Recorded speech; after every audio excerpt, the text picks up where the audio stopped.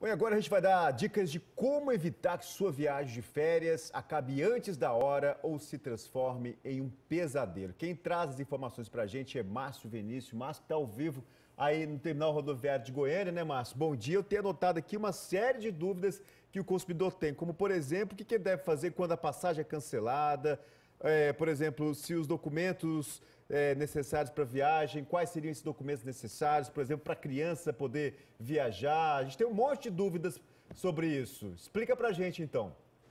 Bom dia, Fábio. Então vamos começar com o cancelamento de viagens. Eu estou aqui com a superintendente do PROCON estadual, a Darlene Araújo. No caso do cancelamento, tem um cancelamento tanto por parte do usuário, no caso, né, do consumidor, ou da empresa. Como é que fica essa situação? No caso das empresas aéreas, sendo esse cancelamento por parte da empresa, o consumidor ele tem direito ao reembolso integral. Com relação ao consumidor, ele deve verificar o regulamento, verificar se a passagem dele ela é convencional ou promocional, porque aí pode ser que tenha que pagar uma adicional. Superintendente, a gente tem também alguns questionamentos que foram feitos pelos próprios consumidores, a gente vai conferir inclusive um deles agora. Eu estou viajando, minha bagagem foi desviada. O que eu devo fazer? É o desvio da bagagem. Nesse caso, por exemplo, o que fazer?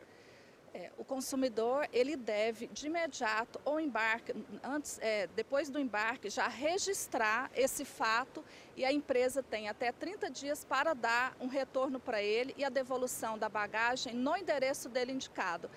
Nesse período, pode acontecer dele ter prejuízos materiais, então a empresa também deve a ele uma indenização. Ou seja, é bom verificar isso antes, inclusive, de começar a viagem. Sim, é importante que ele coloque uma identificação nessa bagagem. Se ele tiver objetos de valores que não é muito recomendável que carregue na mala, mas sim na maleta de mão, ele deve então fazer essa declaração desses valores e ter em mãos também as notas fiscais desses objetos que estão na mala para que ele possa ser reembolsado integralmente. Mais uma dúvida do usuário, nós vamos conferir agora.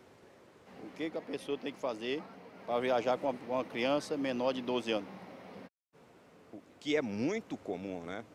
As crianças elas têm que estar acompanhadas do responsável com uma certidão de nascimento ou um documento que a identifique. No caso de não estar com o responsável, os pais têm que ter uma autorização do juizado de menores. Agora, a senhora, por exemplo, que conhece bem essa questão, principalmente do direito do consumidor, do usuário, quais são as outras dicas que a gente pode passar para quem já está, inclusive, na rodoviária ou pretende pegar um avião para poder viajar? Sim, o consumidor terrestre, que vai fazer o transporte terrestre, ele tem até um ano para utilizar a passagem no mesmo valor. E ele pode desistir dessa viagem até no momento do embarque, sem nenhum ônus, sem nenhum custo.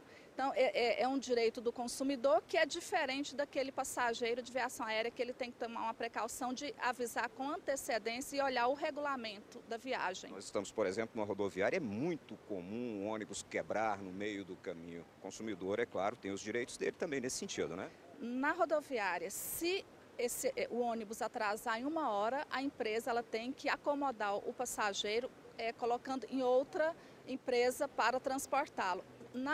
Durante a viagem, se for interrompido por mais de 3 horas, ele tem que ser acomodado em hospedagem, em hotel, alimentação e também ser embarcado em outro veículo, tudo por conta da empresa. Ok, obrigado pelas orientações. Brenda, com você. Fica a dica, o consumidor não pode arcar com prejuízo por causa de problemas da empresa. Obrigada então, Márcio Vinícius.